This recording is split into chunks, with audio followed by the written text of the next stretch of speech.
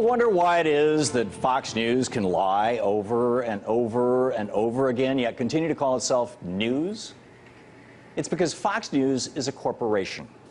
And ever since that 1886 Supreme Court case of Southern Pacific Railroad versus Santa Clara County, when a rogue court reporter named John Chandler Bancroft Davis slipped corporate personhood into the legal record, the courts have ruled time and time again that corporations, since they have all the rights that actual people have, could also lie, just like people can. Actually, there was one exception. Back in 1998, a political activist named Mark Caskey sued Nike, alleging that Nike was lying to its customers by publishing in the San Francisco Examiner a letter assuring everyone that the corporation's workers around the world enjoy basic labor rights like a minimum wage, health and safety regulations, and equal opportunity employment. Caskey knew that the claim wasn't true. A 1996 audit of Nike revealed that workers in Vietnam, for example, were routinely exposed to cancer-causing chemicals that here in the United States were illegal. And a Mother Jones article later cited a Nike-funded study that found, quote, evidence of physical and verbal abuse and sexual harassment at 9 of its contract factories in Indonesia, end of quote. After realizing that he and thousands of other Nike customers were lied to and were buying Nike products under false assumptions, Caskey took the corporation to court.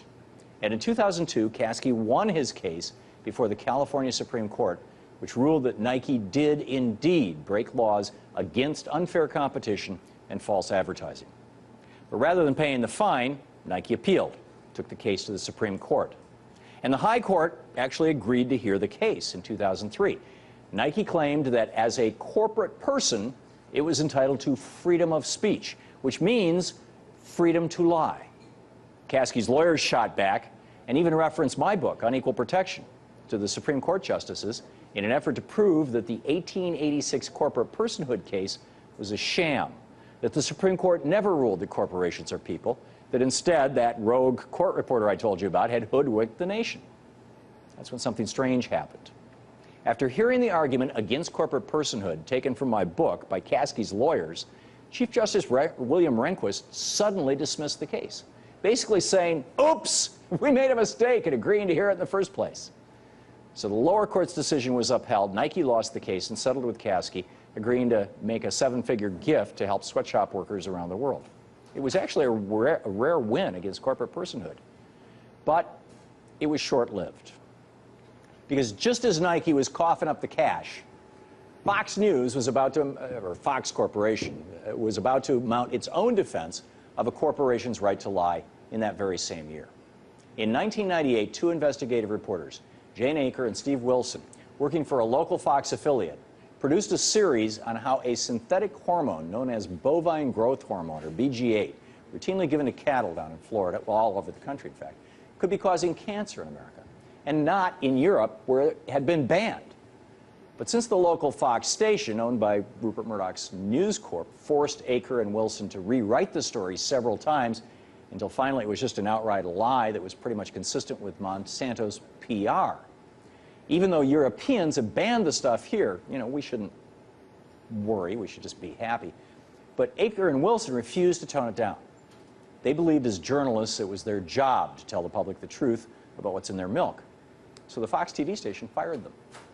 And Aker and Wilson fired back by suing the Fox TV outlet for wrongful termination, and a jury of 6 of their peers unanimously agreed with Aker and Wilson and awarded them $425,000 in damages. The jury found that, quote, Fox acted intentionally and deliberately to falsify or distort the plaintiff's news reporting on BGH, end of quote. Case closed? Not so fast. In 2003, just as the Supreme Court was dismissing the Nike case, Fox News was appealing its own case. And sure enough, that year, an appeals court reversed the lower court's ruling and claimed that, as a corporation, Fox had the right to lie. And not only that, it had the right to force its reporters to lie with the threat of firing them if they don't comply.